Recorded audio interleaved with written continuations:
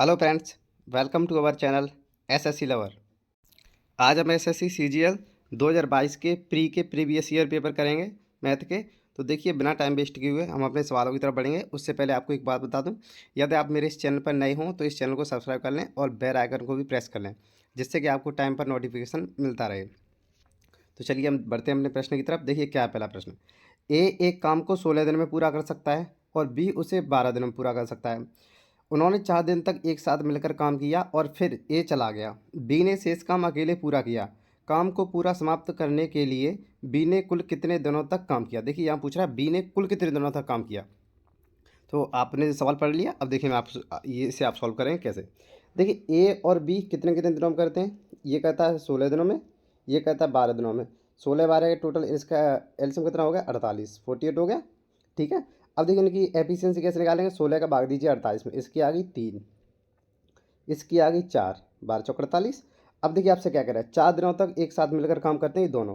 एक दिन में कर रहे हैं ये 3, ये 4, 7 हो गया। 4 दिन में कितना कर देंगे, 7 चौका 28।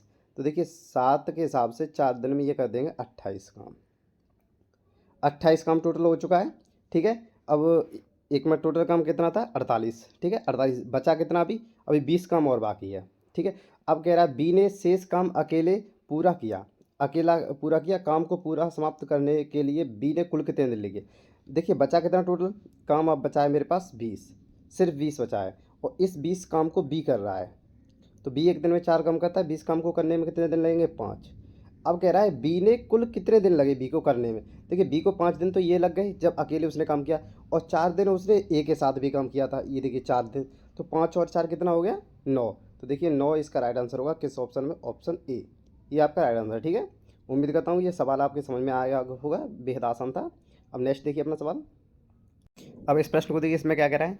Sign 23 degree into cos 67 degree plus sec 52 degree into sine 38 degree plus cos 23 degree into sine 67 degree plus cosec 52 degree into cos 38 degree का मान बताइए। तो देखिए आपको इसमें क्या करना है। यहाँ देखिए ये साइन साइन 23 है और ये कॉस 67 है। इस कॉस को मैं साइन में बदल सकता हूँ। कॉस 90 माइनस थीटा का होता है साइन थीटा।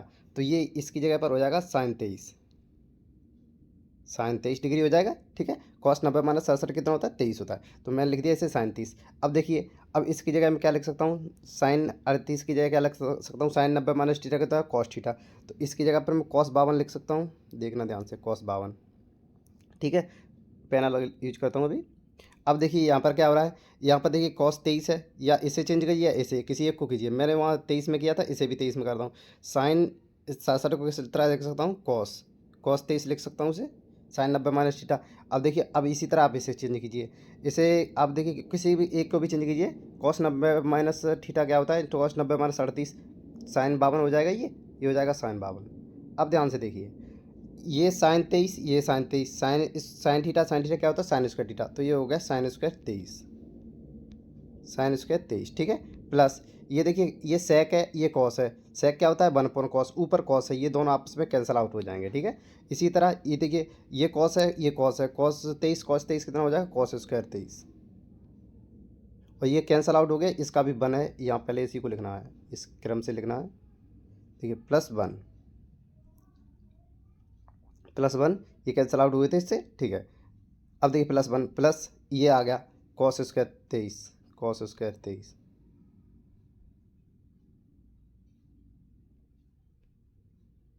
ठीक है। अब बचा क्या, ये भी कैंसिल आउट हो जाएगा इससे, +1।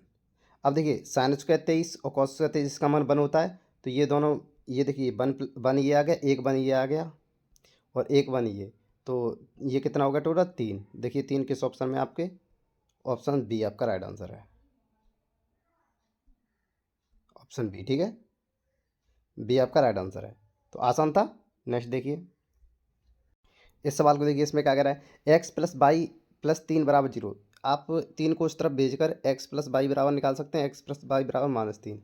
अब मैं इसकी वैल्यू यदि मान लूँ, एक्स बराबर मान लूँ -2, बाई बराबर -1, सेटिस्फाई कर रहा है, 3 हो रहा है। अब आप इसकी जगह मान लगाइए, एक्स के 2 लगाना, 2 का क्यूब कितना था, -8, -2 का क्यूब। ठीक है। और -1 का क्यूब -1 ही रहेगा, माइनस ये 9, यहाँ पर 9 है। ठीक है, 9 गुणा में कितना, एक्स वाई, एक्स इनका आपस में मल्टीपल करेंगे 2 हो जाएगा, +9।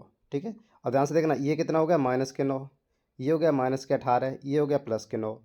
अब देखिए इससे ये कैंसिल आउट हो गया, अब -18 बचा।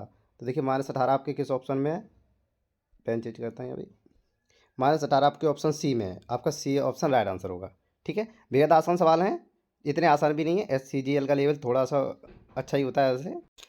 इस सवाल को देखिए, इस सवाल को आप BBI मार्क कीजिए मेरी तरफ से, ये बहुत ही इंपॉर्टेंट सवाल है। ठीक है, मेरी तरफ से आप BBI मार्क कीजिए इसे, और इसे देखिए आप कैसे अप्रोच लगाते हैं। एक बार वीडियो पॉज करके आप कोशिश करें, और फिर मैं कराता हूँ। ठीक है, उम्मीद करता हूँ आपने पॉज की होगी वीडियो। अब देखिए नेक्स्ट इसे देखिए, एक समबाहु त्रिभुज ABC केंद्र O वाले वृत्त में उत्कीर्ण है। ध्यान देना, क्या है, समबाहु त्रिभुज है।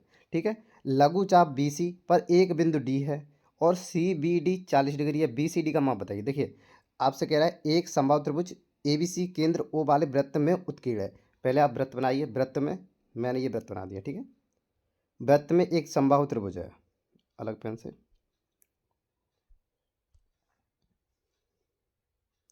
ध्यान से देखना, ये एक समबाहु त्रिभुज है। ठीक है, समबाहु त्रिभुज का आपको प्रॉपर्टी बताओगी, इसकी तीनों भुजाएं बराबर होती हैं। ये तो आपको पता होना चाहिए, तीनों भुजाएं इसकी बराबर होती है। ठीक है, 1 मिनट, पेन अलग लेता हूँ इसे। देखिए समबाहु त्रिभुज की ये तीनों भुजाएं आपस में बराबर होती हैं। ठीक है, अब ये बात आपको पता चल गई। अब ध्यान से देखिए क्या कह रहा है आपसे, उत्कीर्ण है चाप BC पर एक बिंदु D, एक बिंदु D है चाप BC पर। अब देखिए आप इसका नाम पहले नाम रख दीजिए, इसे मैं A मान लेता हूँ, इसे B, इसे C। ठीक है, अब कह रहा है BC पर एक बिंदु D है, ये चाप है, ये BC है, ये नीचे वाला, ये पूरा चाप BC है। ठीक है, ये BC, इस पर एक बिंदु है D, मैंने ये मान लिया D यहाँ पर है, यहाँ मैं मान देता मार्क कर देता हूँ, यहाँ D है। ठीक है, ये D है, D बिंदु है। अब कह रहा है और CBD, C और B और D। अब देखिए इसे अलग पेन से देखिए, आपसे ये बता रहा है CBD ये कितना है, CBD ये कौन, ये CBD कितना है, 40 डिग्री, ये आपको 40 डिग्री दे रखा है। ठीक है, ये 40 डिग्री है। अब BCD की माप पूछ रहा है, BCD आपसे ये वाली माप पूछ रहा है जो मैं आपसे, ये देखिए मैं रेड रेड उससे करूँगा, रेड से, ये वाली आपसे पूछ रहा है BCD, आपसे ये एंगल पूछ रहा है वो। ठीक है, BCD वाला। अब देखिए इसे कैसे निकालेंगे, आपको मैंने बताया था ये एक समबाहु त्रिभुज है। तो अब आप ये बताइए मुझे, मैं इसे मार्क कर रहा हूँ रेड से, ये क्वाड्रिलेटर नहीं बना, ये देखिए, ये देखिए ये पूरा। ठीक है, क्वाड्रिलेटर है ये। तो आपको पता है इनके आमने सामने का कोणों का योग कितना होता है, 180 होता है। तो ये जब इसमें प्रत्येक कोण का मान 60-60 होता है, ये आप जानते हैं, क्योंकि समबाहु त्रिभुज में प्रत्येक का कोण 60 डिग्री होता है, तभी तो 180 हो जाएगा तीनों का। तो ये भी 60 हो गया। अब ध्यान से देखना, जब ये 60 है और आमने सामने का मैंने बताया 180 होता है, तो ये रिमेनिंग पार्ट कितने का बचा, ये 120 का बचा। ठीक है, ये 120 का बचा, ये मैं बता रहा हूँ आपको, 1 मिनट, इसे अच्छे से लिखता हूँ। ये पार्ट जो बचा ये 120 का बचा। ठीक है, इसे यहाँ यहाँ मैं आंसर करता हूँ इसे, ये पार्ट है, ये 120 डिग्री का है, ये 120। अब ये देखिए, अब इस त्रिभुज में देखिए, ब्लैक से करता हूँ इसे। देखिए इसमें ये त्रिभुज, ध्यान से देखना, ये और ये त्रिभुज, ये भी एक पूरा पूरा त्रिभुज है, इसमें भी इस कोणों का योग 180 होना चाहिए। अब देखिए 120 ये हो गया और 40 ये हो गया, तो कितना हो गया, 120 + 40, ये कितना हो गया, 160। ठीक है, मुझे 180 करना है, तो ये रिमेनिंग पार्ट ये बचा, ये कितने का हो जाएगा, ये 20 डिग्री का हो जाएगा। यही मेरा राइट आंसर है, मुझसे यही उसने पूछा था, BCD कितना होगा, तो BCD ये 20 डिग्री का होगा। ठीक है, देखिए किस ऑप्शन में 20 डिग्री, ऑप्शन 4। तो उम्मीद करता हूँ ये आपको डायग्राम भी अच्छे से समझ में आ गया होगा, और आप इसे एक बार नोट कर लें, इसका स्क्रीनशॉट जरूर ले लें। ठीक है, चलिए नेक्स्ट देखते हैं अपना सवाल। अब देखिए इस सवाल को देखिए, ये बहुत इंपॉर्टेंट सवाल है, आप इसे ध्यान से देखें और स्किप बिल्कुल भी ना करें। ठीक है, और यदि मेरा ये कंटेंट आपको, मेरी मेहनत आपको अच्छी लग रही हो, तो इस चैनल को सब्सक्राइब कर लें और वीडियो को लाइक जरूर करें। तो देखिए क्या कह रहा है इसमें, ए ने एक मोबाइल फ़ोन बी को 25% के लाभ पर बेचा। ठीक है, और बी ने इसे सी को 10% की हानि पर बेच दिया। ठीक है, यदि सी ने इसके लिए 5625 रुपये का भुगतान किया, तो ए ने फ़ोन के लिए कितना भुगतान किया था। देखिए जब भी आपसे इस तरह का कंजुगेटिव लगातार दे रखा हो, ए ने बी को, बी ने सी को, सी ने डी को, इस तरह दे रखा हो, और आपसे पहले वाले यानी एक ही पूछे, तो आप कुछ ना करें, आप अंतिम वाला देखें कि सबसे अंत में कौन है, सी ने कितना भुगतान किया, 5625 रुपये। ठीक है, यहाँ ध्यान से देखना, 5625 रुपये ये सी ने भुगतान किया है। अब इस पर आप पीछे से चलना शुरू करें, देखिए इसे सी बी ने सी को दिया था 10% की हानि पर, तो 10% की हानि होती है 9/10। इसे जब पीछे से चल रहे हैं तो उल्टा लगाएंगे, 9/10 होता है, 9/10 इसे हम लगाएंगे 10/9, इसे आप 10/9 लगाइए। ठीक है, अब इस तरह देखिए 25% लाभ का मतलब क्या होता है, 1/4 और 5/4 लाभ हो गया तो 5/4, लेकिन इसे हम लगाएंगे 4/5। ठीक है, अब इसे आप सॉल्व कीजिए। देखिए 9 से इसे काटूंगा मैं, 1 मिनट, 9 से काटिए, 9 से काटूंगा, 9 × 6 = 54, 2 बचा 22 हो गए, 9 दूनी 18, 4 45 हो गए, 9 पंजे 45। ठीक है, 5 से काटूंगा मैं 125 बार। अब आप इसे मल्टीपल करेंगे तो देखिए 4 का 125 में गुणा करना और इस 10 एक जीरो और आएगी, तो आप 100, देखिए 4 का 100 में करूँगा तो 400 होएगा, 25 का 100 में करूँगा 25 चौक 100, तो 400 100 कितना होगा 500, और 500 के बाद एक जीरो और है, तो ये कितना हो गया 5000। ठीक है, तो देखिए किस ऑप्शन में आपके 5000 है, ऑप्शन ए आपका राइट आंसर। ठीक है, तो ये तरीका आपको ध्यान रखना है, और मैं किसी दिन ये भी बताऊंगा ये उल्टा ही क्यों लगता है। ठीक है, और नहीं तो मैं अभी बता देता हूँ। देखिए ऐसा क्यों होता है, देखिए जब मैंने मान लिया ए ने कितना दिया था, ध्यान से देखना, ए ने दिया था 25% के लाभ पर, तो ए ने बेचा है 5/4 में। ठीक है, बी ने दिया है 9/10। ठीक है, तो सी को अल्टीमेट मिला कितना है 5625। अब देखिए अब क्या आप इसका 75 करेंगे, तो देख ध्यान से देखना, 75 करेंगे तो ये 4 ऊपर जाएगा, यहाँ आ गया, ये 10 ऊपर जाएगा, यहाँ आ गया। ठीक है, ये 4 का 5 नीचे आएगा, ये यहाँ आ गया, 9 ये नीचे आएगा, ये यहाँ आ गया। ये इस तरह से होता है, यही तो मैंने लिखा था डायरेक्ट, तो अब आपको कन्फ्यूजन भी नहीं होगी कि ऐसा ही क्यों करते हैं। ठीक है, चलिए नेक्स्ट देखिए। अब देखिए इस सवाल को देखिए, ये बहुत इंपॉर्टेंट सवाल है, मैं जो बताता चलता हूँ वैसे इंपॉर्टेंट सभी हैं, लेकिन ये कुछ ज़्यादा ही इंपॉर्टेंट है, इसे मोस्ट इंपॉर्टेंट आप बीबीआई कर सकते हैं इसे। ठीक है, और देखिए मैं इसका आपको ऐसा यूनिक तरीका बताऊंगा कि शिफ्टिंग मेथड होता है, जो शिफ्टिंग कह लीजिए या आप इसे कुछ भी कह लीजिए, लेकिन ये तरीका ऐसा है कि जो शायद ही आपने पहले कभी देखा हो। देखिए कैसे करेंगे इसे हम, पहले पढ़िए क्वेश्चन को। ए बी त्रिभुज ए बी सी में बिंदु पी क्यू और आर क्रमशः ए बी बी सी और सी ए पर इस प्रकार लिए गए हैं कि बी क्यू बराबर पी क्यू, क्यू सी बराबर क्यू आर, यदि बी ए सी बराबर 75 डिग्री हो तो पी क्यू आर का माप याद कीजिए। देखिए अब आपको क्या करना है, पहले तो आप इसका एक फिगर ड्रॉ कीजिए, आपको त्रिभुज बता रहा है, 1 मिनट में से थोड़ा ऊपर करता हूँ। ठीक है, देखिए अब आप इस त्रिभुज एक ड्रॉ कीजिए, मैंने ये त्रिभुज बनाया।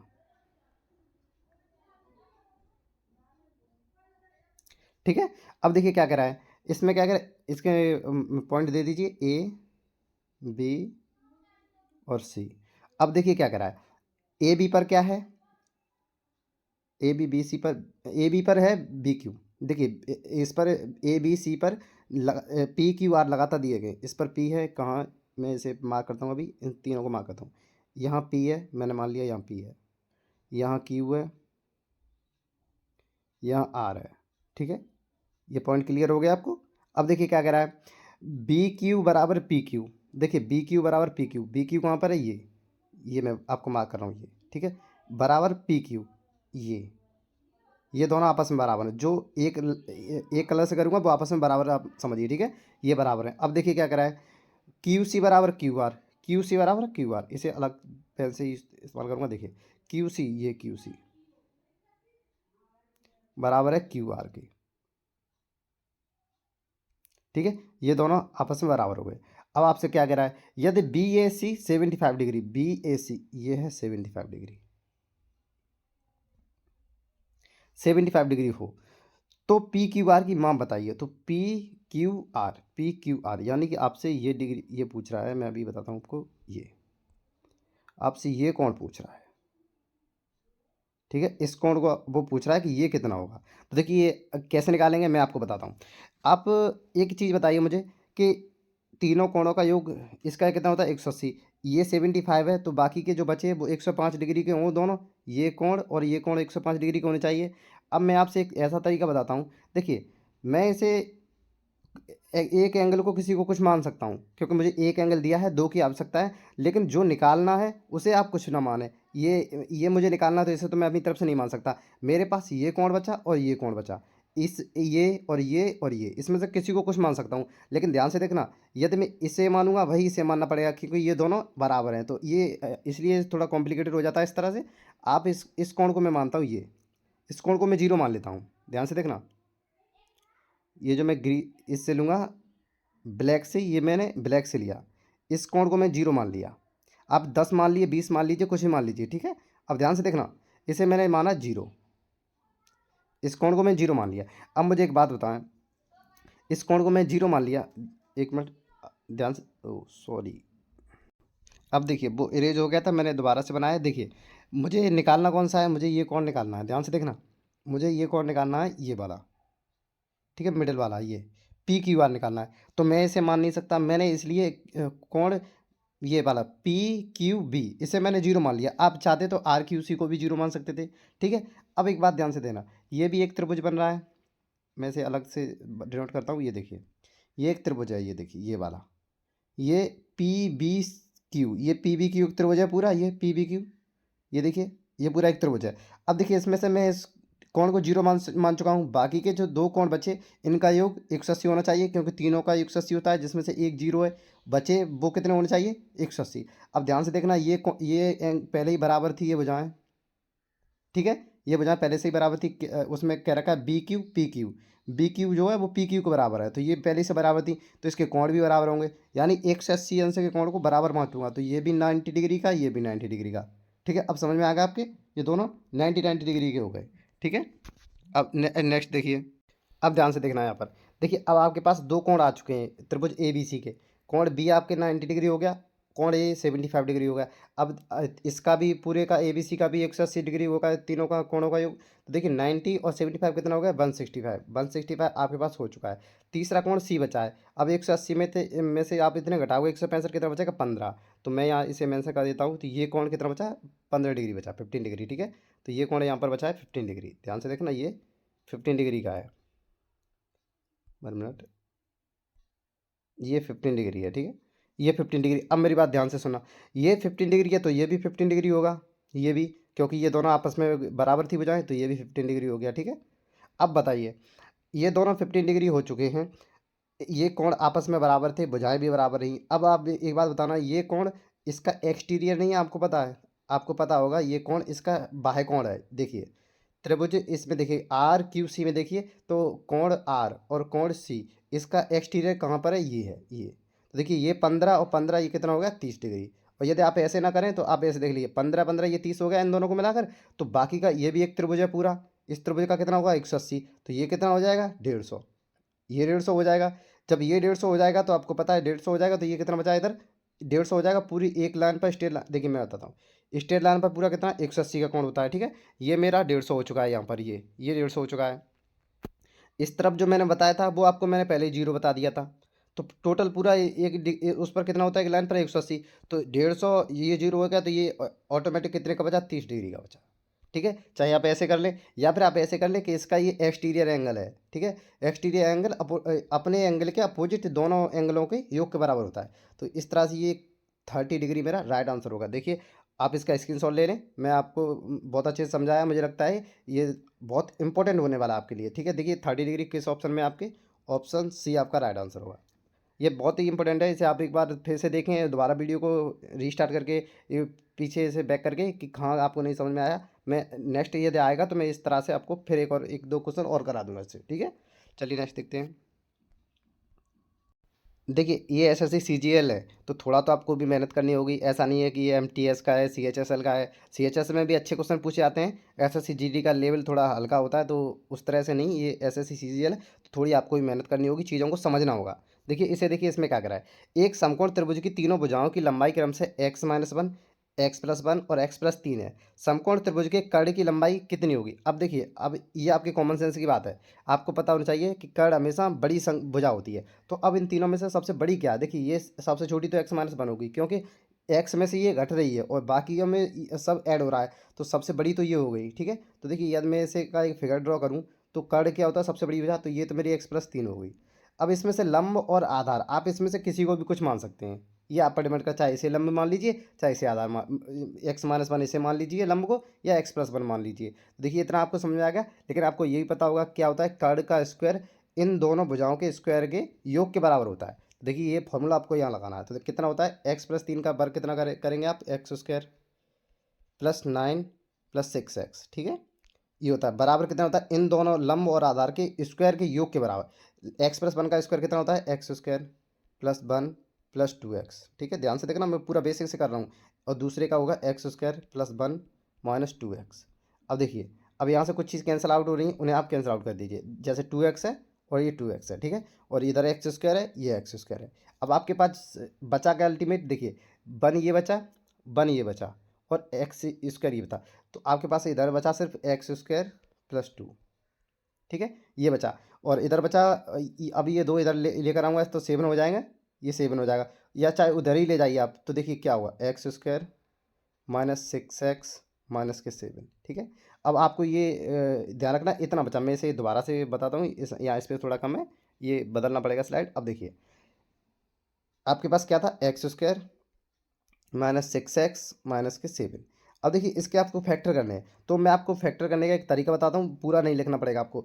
आप ऐसे देखिए, मुझे गुणा में 7 लाना है, तो पता है इसका मल्टीपल करते हैं, गुणा में 7 लेकर आना है, ठीक है। जो घटा कर कितने लाना है मुझे, 6। देखिए 7 - 1 कर सकता हूँ मैं, 7 - 1।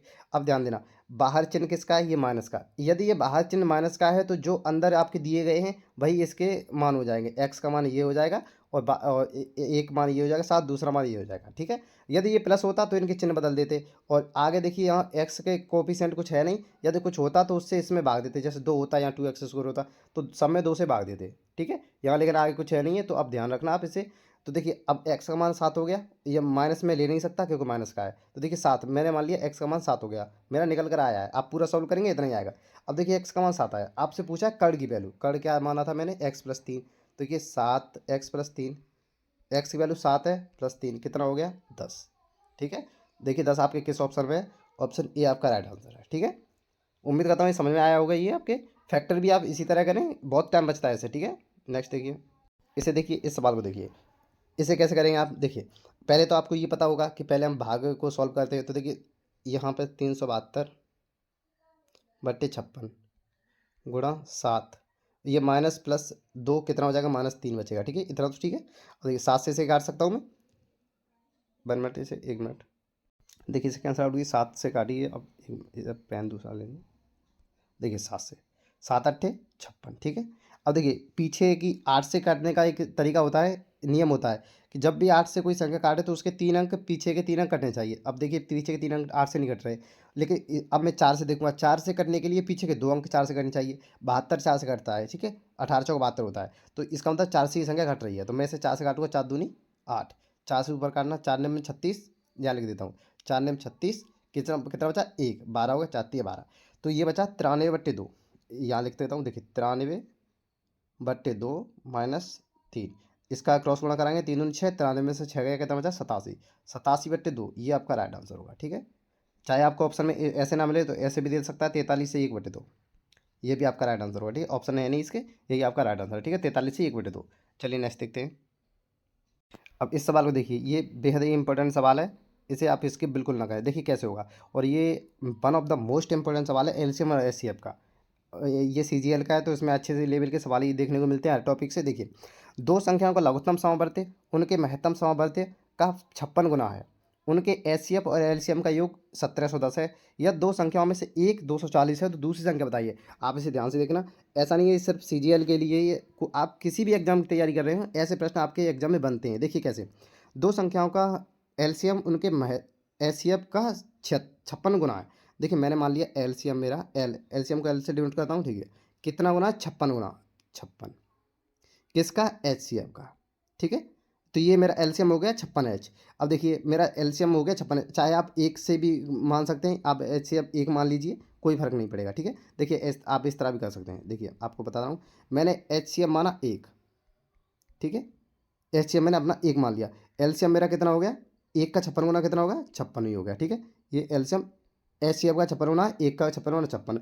अब देखिए क्या कह रहा है, इन दोनों का योग कितना, 1710 है। अब आप एलसीएम और एचसीएफ को जोड़ेंगे तो कितना हो जाएगा, ये 56 हो जाएगा और ये 1, दोनों मिलकर कितने हो जाएंगे, 57, ठीक है। अब आपसे सवाल में 57 की वैल्यू आपको दे रखी है, 57 की वैल्यू आपको कितनी दे रखी है यहाँ पर, 1710, 1710। अब देखिए 19 से इसे काटेंगे, इसे 19 से, तो ये 19 3 57 और 19 निम्मा 171, ये 90 बार, 3 से ये कटेगा 30 बार, तो एक की वैल्यू आपके पास आ गई 30, ठीक है। ध्यान रखना एक की वैल्यू 30 आ चुकी है। अब आपसे जो भी पूछ रहा है निकाल दीजिए, ध्यान रखना HCF पूछ रहा है तो HCF में 30 से गुणा कीजिए, ठीक है। अब LCM पूछ रहा है, इसमें 30 से गुणा कीजिए, ठीक है। अब देखिए आपके पास सब चीज़ आ चुकी है। अब आपको ये फॉर्मूला पता होगा, फॉर्मूला आपको ये पता होगा, पहली संख्या इंटू दूसरी संख्या बराबर मासा इंटू लासा। देखिए HCF इंटू LCM बराबर पहली संख्या इंटू दूसरी संख्या, ठीक है। ये आपको फॉर्मूला पता है। देखिए अब मैं बताता हूँ आपको ये कैसे अप्लाई होगा। HCF आपका कितना था 30, ठीक है। LCM कितना था, LCM था आपका 56, 56 देखिए 56 में 30 से गुणा करूँगा 30, ठीक है। अब देखिए ये पहली संख्या कितनी है मेरी, एक संख्या यानी एक या पहली या दूसरी कुछ ही मान लीजिए 240, दूसरी मुझसे पूछा मैंने x मान ली। अब आप इसे सॉल्व कीजिए। देखिए जीरो से आप जीरो कैंसिल आउट कर सकते हैं, ठीक है। आप 3 से इसे काट सकते हैं 8 बार, 8 से इसे काट सकते हैं 7 बार, ठीक है। अब देखिए अब 7 का 30 में गुणा कीजिए कितना होगा, 7 तिया 21 यानी कि 210। तो x बराबर कितना आ गया 210। तो देखिए 210 आपके किस ऑप्शन में है, 210 आपकी ए ऑप्शन में है, तो आपका ए ऑप्शन राइट आंसर होगा। अब देखिए अब मैं आपको फिर से फर्दर बता देता हूँ। देखिए इसमें क्या करना था आपको, आप नर्वस बिल्कुल ना हो। आपसे बोल रहा है कि HCF का 56 गुना है LCM, तो मैंने मान लिया LCM मेरा HCF मेरा एक है, इसका 56 गुना, एक का 56 गुना 56 ही होता है, 56। ये मेरा हो गया HCF, ये H हो गया, ये L हो गया LCM। अब इन दोनों का योग बता रहा है कितना है 1900, वो सॉरी 1710, 1710 है। मेरे हिसाब से 57 आ रहा है, तो 57 वैल्यू इतनी है, तो एक की वैल्यू कितनी आ जाएगी 30 आ जाएगी, ठीक है। एक की वैल्यू यहाँ तक आपको कोई डाउट नहीं है। अब देखिए अब ये मैंने माना था अपनी तरफ से एक, ठीक है, ध्यान से सुना। ये मैंने अपनी तरफ से एक माना था, ओरिजिनल वैल्यू नहीं थी। 56 भी मैंने अपनी तरफ से माना था, क्योंकि 56 गुना था, मुझे नहीं पता ओरिजिनल कितना। अब मैं इसमें इसी 30 से गुणा करूँगा। देखिए इसमें 30 से गुणा, ये मेरा LCM हो गया, इसमें 30 से गुणा, ये मेरा HCF होगा। अब आपको मैंने फॉर्मूला बताया था क्या होता है, LCM गुणा HCF बराबर होता है पहली संख्या इंटू दूसरी संख्या। अब इन दोनों का गुणा करके आप पहली संख्या फर्स्ट इंटू दूसरी संख्या, मैंने 240 मान ली, चाहे कौन सी मान लीजिए। इनका आपको इन प्रोडक्ट का इस प्रोडक्ट के बराबर करना था। आप जीरो से इसकी जीरो काट सकते थे, ठीक है। 3 से इसे काट सकते थे 8 बार, 8 से इसे काट सकते थे 7 बार, और ये 30 बचा, 7 ये कितना हो गया 21 यानी कि 210। तो इस तरह से आपका ए ऑप्शन राइट आंसर था, ठीक है। उम्मीद करता हूँ अभी आपके अच्छे समझ में आ गया होगा। चलिए नेक्स्ट देखते हैं अपना सवाल। अब इस सवाल को देखिए, इस सवाल को करने का तरीका देखिए। आप इसे x मान के करेंगे, आप बहुत लेंदी कर लेंगे, और इसमें क्वाड्रेटिक भी बनती है, इक्वेशन बनती है, उससे आप बहुत ही परेशान हो जाएंगे और फंस भी जाएंगे उसमें। देखिए इसे कैसे करना है आपको, मैं एक तरीका बताता हूँ आपको। देखिए इसमें क्या करा, ए और बी की मासिक आय अनुपात कितना है, 11 और 13 है। उनके व्यय का अनुपात 9 और 11 है, 9 और 11 सॉरी। यदि वे दोनों प्रतिमाह 4000 की बचत करते हैं, देखिए उसने बोल रखा है आपको प्रतिमाह 4000, दोनों बराबर कर रहे हैं। इसका मतलब बराबर कब करेंगे, जब उनकी खर्च, उनके आय में से खर्चा घटाकर जो उनकी सेविंग बचेगी वो सेविंग बराबर होनी चाहिए, ठीक है। मेरी बात ध्यान से सुना। जब वो सेविंग इनकी अनुपात की सेविंग बराबर होगी तभी तो ये बराबर बचत कर पाएंगे, बराबर सेविंग इनकी ये होगी। तो देखिए मैं आपको ये बताता हूँ, इसकी कितनी थी 11, 11 थी इसकी एक की, और ये दूसरे की थी 13, ठीक है 13। पहला खर्च कितना करता था 9, ठीक है, दूसरा कितना खर्च कर रहा है 11। ध्यान सुनना। अब देखिए यहाँ से इस ये इसकी मैं मेंशन कर देता हूँ, ये इसकी इनकम है, आई, इनकम को आई से डिनोट करता है, ठीक है। ये दोनों की इनकम है 11-13 के रेशियो में, और ये क्या मेरा एक्सपेंडिचर है, एक्सपेंडिचर, ये एक्सपेंडिचर को मैं ई से डिनोट करता हूँ। यहाँ आएगी अब इनकी सेविंग। अब देखिए ध्यान से देखिए, इसने 11 कमाए 9 खर्च किए, इसने कितने बचाए 2। इसने 13 कमाए 9 11 खर्च किए, इसने कितने बचाए 2। देखिए दोनों ने 2-2 बचा रहे हैं, और दोनों की सेम बचा रहे हैं। तो देखिए यदि यहाँ पर इनका डिफरेंस सेम नहीं होता तो मुझे उसे सेम करना पड़ता। जैसे यहाँ मान लीजिए यहाँ 8 होता, मान के चलिए यहाँ 8 होता, ठीक है। ध्यान से देखना, यदि मेरी यहाँ 8 होता तो इसका डिफरेंस 3 होता, तो मैं नीचे वाले इसमें 3 से गुणा कराता, यहाँ ऊपर 2 से गुणा कराता, जिससे ये बैलेंस हो जाता, ठीक है। लेकिन मेरे पास पहले से इसने बैलेंस करके दिया है, इसने बराबर दिया है यहाँ, ठीक है। तो अब इसमें मुझे कोई दिक्कत भी नहीं है। देखिए मेरे हिसाब से ये दोनों 2-2 बचा रहे हैं, और लेकिन सवाल के हिसाब से दोनों 4000 बचा रहे हैं। तो आप चाहे किसी एक को ले लीजिए, 2 की वैल्यू आ गई 4000। ध्यान से देखना, 2 की वैल्यू 4000, तो एक की वैल्यू कितनी आ जाएगी 2000, ये 2000 गुना है 2 का, तो एक की वैल्यू 2000 आ गई। अब मेरी बात ध्यान सुना, दो एक की वैल्यू 2000 आ गई। अब आपसे पूछ क्या रहा है, उनकी आय का अंतर बताइए। देखिए आय का अंतर चाहे किसी को भी ले लीजिए, दोनों में बराबर ही था। देखिए देखिए यहाँ पर भी 11 में से 9 घटाओगे 2 बचे, एक की वैल्यू 2000 है, तो 2 की वैल्यू कितनी हो जाएगी 4000। देखिए किस ऑप्शन में, ऑप्शन बी आपका राइट आंसर है, ठीक है। तो आप इस तरह से करें, से इस मेथड से आपको बहुत ही फायदा होगा, आप जल्दी भी कर पाएंगे, ठीक है। चलिए नेक्स्ट देखिए, क्योंकि मेरा ये मानना है, मेरा क्या है सबका, कि आप जितनी देर में पेन चलाएंगे उतनी देर में आपका माइंड सोच लेगा। तो आप कोशिश कीजिए कि आपको पेन कम से कम चलाना पड़े, ठीक है। नेक्स्ट देखिए, अब देखिए इस सवाल को देखिए, ये बेहद ही इंपॉर्टेंट सवाल है। मैं इसे भी बोलूँगा कि आप इसे बीपीआई मार्क करें और इसे ध्यान से सुनें और ध्यान से देखें।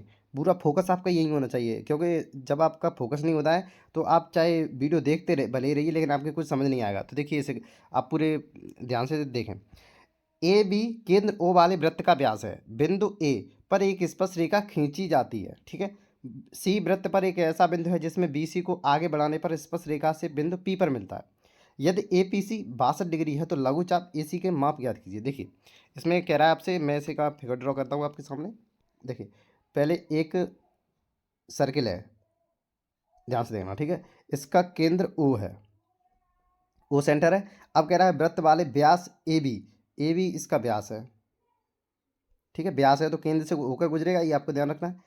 ए बी इसका व्यास है, ये भी हो गया। अब देखिए क्या कह रहा है, बिंदु ए पर एक स्पर्श रेखा खींची जाती है। मैंने इस पर एक स्पर्श रेखा खींच दी। ध्यान देना, स्पर्श रेखा है, स्पर्श रेखा केवल छूकर गुजरेगी, उसे उसे अंदर से नहीं जाएगी, कट नहीं करेगी, ठीक है।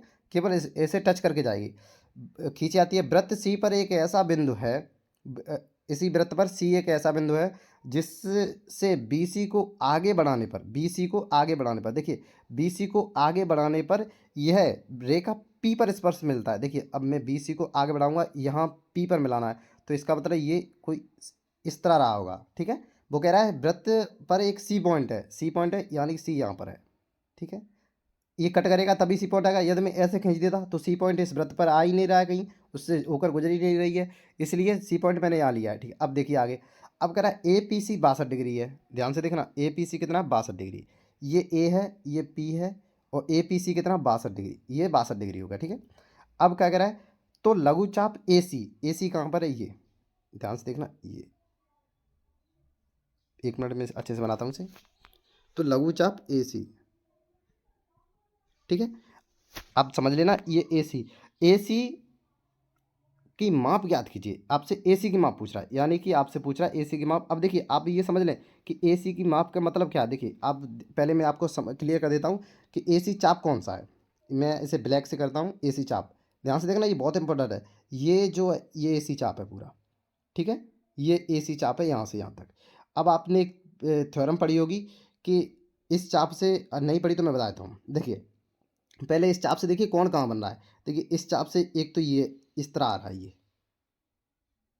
ये तो आपसे यही कौन पूछ रहा है, कौन बी कितने डिग्री का होगा। तो आपने पढ़ा होगा कि किसी चाप द्वारा परिधि पर कहीं भी बनाए गए कोण बराबर होते हैं। यदि ये यहाँ पर जितना बनेगा वो यहाँ पर भी उतना ही बनेगा, ये वाला कोण, ठीक है। ये आपको पता होना चाहिए, ठीक है। तो अभी मुझे इसका कोई काम नहीं है, मुझे जितना पूछा उतना बता रहा हूँ, ठीक है। आपसे कौन बी पूछ रहा है। अब आप मेरी बात ध्यान से सुनना, इसे मैं इरेज करता हूँ। अब देखना, ध्यान से देखना, आपने ये भी पढ़ा होगा, ये यहाँ पर यहाँ था। आपने ये पढ़ा होगा, जब भी कोई रेखा या त्रिज्या किसी स्पर्श रेखा से मिलती है तो वहाँ पर 90 डिग्री का कोण बनाती है। बहुत इंपॉर्टेंट है कि जब भी कोई त्रिज्या किसी स्पर्श रेखा से मिलती है तो वो 90 डिग्री का कोण बनाती है। इसे आप नोट करके अपने कहीं डायरी में लिख लें। तो अब देखिए क्या हुआ, यहाँ से क्या मिला मुझे कि ये 90 डिग्री का कोण बनेगा। 90 डिग्री का कोण ये पूरा हो गया। ध्यान से देखना, जब ये 90 का हो गया और ये था मेरा 62 का, ठीक है। 62, 90 62 कितना हो गया, 152। 152 हो गया, 152। टोटल इस पूरे त्रिभुज का तीनों कोणों का योग कितना होता है, ये आपको पता है, 180 होता है। अब देखिए ये 90, ये 62, तो ये ऑटोमेटिक जो बचा रिमेनिंग पार्ट, ये कितने का बचा आप बता नहीं सकते, ये 28 का बचा।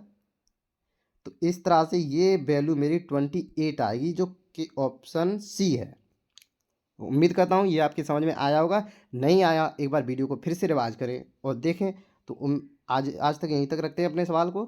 मिलते हैं नेक्स्ट वीडियो में। यदि आपको ये मेरा कंटेंट मेहनत थोड़ी भी पसंद आई हो, इस चैनल को सब्सक्राइब कर लें और बेल आइकन भी प्रेस करें। वीडियो को लाइक और शेयर जरूर करें। मिलते हैं फिर नेक्स्ट वीडियो में। Thanks for watching.